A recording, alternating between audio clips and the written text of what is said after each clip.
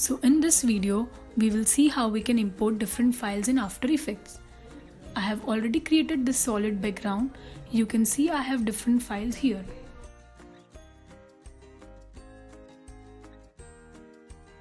Now right click in project panel, click on import, click on files, and from here you can select your files and import them in After Effects.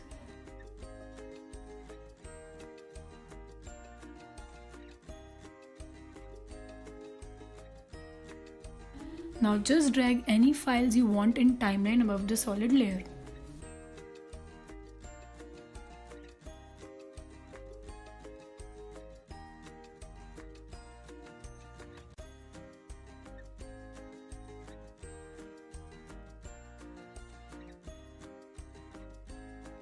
And can drag any image or video in timeline.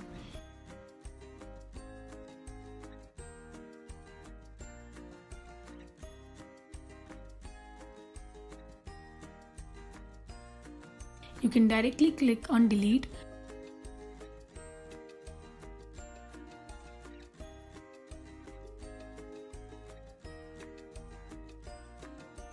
And now when we know all the basics of After Effects, we can move to our animation part.